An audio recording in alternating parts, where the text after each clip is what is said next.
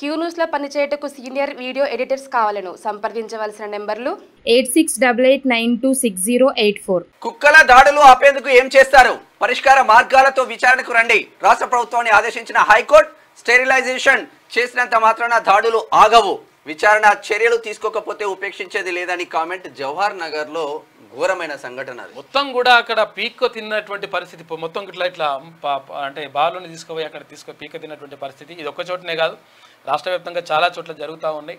100% దీనిపైన కుక్కల నియంత్రణకు సంబంధించి, అంటే వేది కుక్కల నియంత్రణకు సంబంధించి 100% ఫోకస్ పెట్టాల్సిన అవసరం ఉన్నది. అంటే అధికారులు కూడా దీనిపైన ప్రత్యేకంగా దృష్టి పెట్టాలి. ఎందుకంటే ఇక్కడ మనుషుల ప్రాణాలు పోతూ ఉన్నాయి. మనుషుల ప్రాణాలు పోతూ ఉంటే కనీసం మరి పట్టించుకోకుంటే మాత్రం ఎట్టి పరిస్థితుల్లో కరెక్ట్గా అనేటువంటి మాట వినిపిస్తూ ఉంది. జనంపై వీధి కుక్కల దాడులు అరికట్టేందుకు ఎలాంటి చర్యలు తీసుకుంటారో చెప్పాలని రాష్ట్ర ప్రభుత్వాన్ని హైకోర్టు ఆదేశించింది. స్టేట్ లెవెల్ కమిటీలు వేయడం కాదని, దాడులు నివారించాలని తేల్చి చెప్పింది. ఇక పరిష్కార మార్గాల్లో తదుపరి విచారణకు హాజరు కావాలని ప్రభుత్వాన్ని, అటు జిహెచ్ఎంసీ అధికారులను ఆదేశించింది.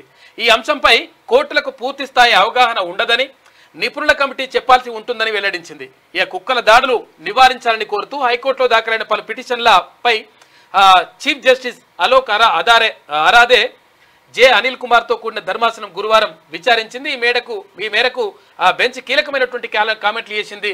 ఇక్కడ మేము అది చేస్తున్నాం ఇది చేస్తున్నాం అని చెప్పడం కాదు, క్లియర్గా ఏం చేస్తున్నారు ఏం కథ అనేటువంటి తీసుకొని రండి అని చెప్పేసి ఇక్కడ ప్రభుత్వాన్ని, అటు జిహెచ్ఎంసీ అధికారులను కూడా ఆదేశించింది హైకోర్టు. మీకు వార్తలు రాయడం, విశ్లేషణ చేయడం వచ్చా? అన్యాయాన్ని ప్రశ్నించడం తెలుసా? ఇంకెందుకు ఆలస్యం? క్యూ న్యూస్ మిమ్మల్ని ఆహ్వానిస్తుంది.